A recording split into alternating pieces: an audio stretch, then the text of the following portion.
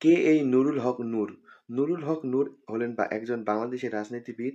বর্তমান তিনি গণ অধিকার পরিষদ এর সভাপতি এবং ছাত্র যুব প্রবাসী অধিকার পরিষদের সমন্বয়ক এবং 2018 সালে ছাত্র নেতা থাকাকালীন অবস্থায় কোটা সংস্কার আন্দোলনের সময় বাংলাদেশের ছাত্র অধিকার পরিষদ ন্যূনতম যেটা হচ্ছে যে যোগ্য আহ্বায়ক হিসেবে তিনি আলোচনায় আসেন। নুরুল হক নূর বরিশাল বিভাগের পটুয়াখালী জেলার গলাচিপা উপজেলার বৃহত্তর চর কাজল ইউনিয়ন, বরিশাল বিভাগের পটুয়াখালী জেলার গলাচিপা উপজেলার বৃহত্তর চর কাজল ইউনিয়ন, বর্তমান চর বিশ্বাস ইউনিয়ন জন্মগ্রহণ করেন।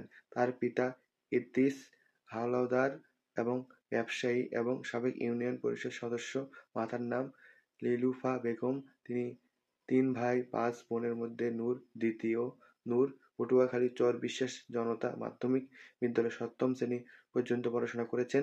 গাজীপুর কালিয়াকৈর গোলাম নবী মাধ্যমিক বিদ্যালয়ের বিজ্ঞান বিভাগ থেকে 2010 সালে মাধ্যমিক ও ঢাকার Uttara high school and college থেকে 2012 সালে উচ্চ মাধ্যমিক সম্পূর্ণ করে ঢাকা বিশ্ববিদ্যালয়ের ইংলিশ বিভাগে 13 থেকে 14 সালে শিক্ষাবর্ষে ভর্তি হন।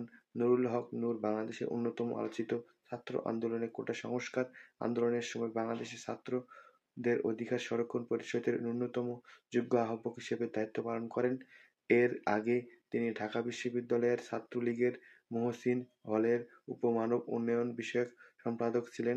স্কুল জীবনে তিনি ছাত্রলীগের স্কুল কমিটির দপ্তর সম্পাদক ছিলেন।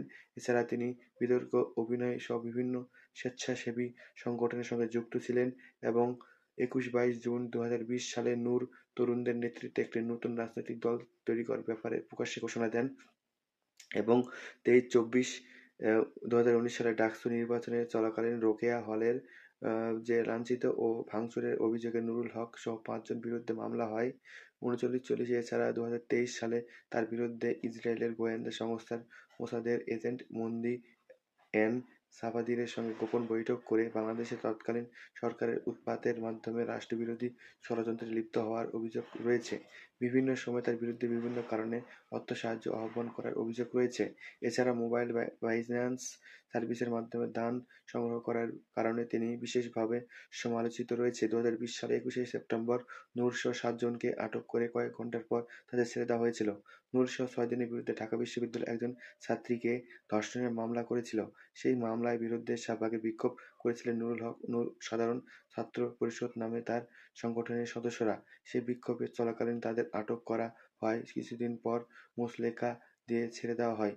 2024 সালে কোটা বিরোধী আন্দোলনের সময় নূরকে পুনরায় গ্রেপ্তার করা হয়। নুরুল হক নূরকে 5 দিনের রিমান্ড শেষে কারাগারে পাঠানো হয়।